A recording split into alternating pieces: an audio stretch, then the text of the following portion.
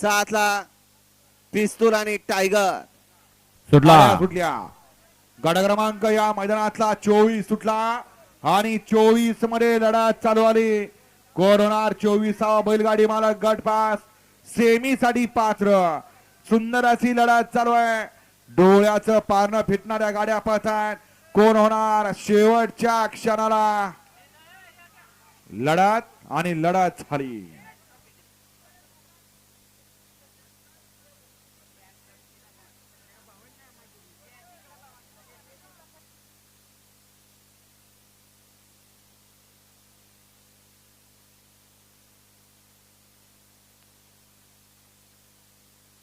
गट क्रमांक 23 चा निकाल आहे.